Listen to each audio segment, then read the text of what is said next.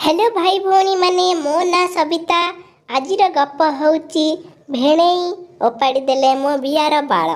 तो मोर बयस होची 25। मु गोटे अविवाहित नारी।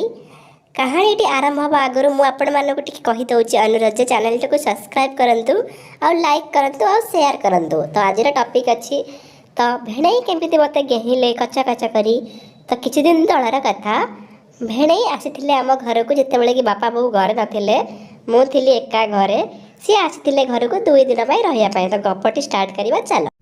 से दिन कथा मु घरे एका थाए मते फोन कले भेणेई जे मु आज आछि घर को 2 दिन पाई रहिबे। मु कहले हो ठीक अछि भाई आस। मु जितेबेले भेणेई रूम को जाई भेणेई को डाके भेणेई आस चाहा पीबा को मु देखिली जे खट ऊपर भेणेई सोईकी मोबाइल रे कोन गोटे देखुचंदी। मु आस्ते किना पछपटे को पळेई गली। मु देखिली से हल्के की तक पैंट चेन टी खोले कि बांडटी को पदा को बाहर करिकी ऊपर तल करुछंती आ हलाउछंती। मु देखी आश्चर्य हो गली भेणेई भाई एते खराब मोबाइल रे बीपी देखी हलाउछंती। मु देखिली ताकर बांड 9 इंच हबो।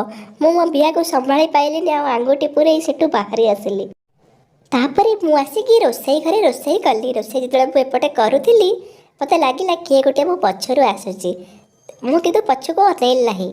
भेणेई आस्ते किना मो पछपटू आसिकिना आसिकी आस्ते आस्ते आस्ते आसी मते पछाड़ू धरी पकेले सरप्राइजली आओ मो गाल को दुईटा गेला करदेले। मते कितु किछि फील होना था कारण भेणेई तो एमती मो सारे मजा मस्ती आगुरु भी करती।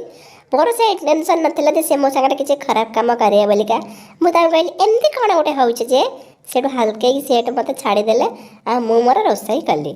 मो मन सेमती किछि भी खराब नथा जे से मते कहिबे। किंतु ता परदिन मु खटरे शोई थाए हठात मते फील है घर भितर किए गोटे आसुचे। मो छाई निदर जमा उठिलेनी सेमती अनेइली भेणेई तांका सार्ट टी को पिंधिले पैंट को खोली लंगड़ाई बांडटी को हल्ले हल्ले मो पाखरे आसी ठिया हेले। सी भाବୁचंदी मु बोधे सोई पड़िछि कि मु किंतु सोई नथिले। मु छाई निदर तांको अनौथिले। सी हल्के ही मो साड़ी सायाटी को ऊपर को टेकी देले आ तांको मझी आंगुठटा को मो बिहा भितर हल्के ही पुरेले आउ सेपटे तांको आउ गोटे हाथ रे तांको बांडटी को तळ ऊपर करूतांदी। मु किछि कहू नथाय कारण मते बहुत मजा लागुथाय। मते बहुत भल लागुथाय जे आंगुठी को पुरौतांदी।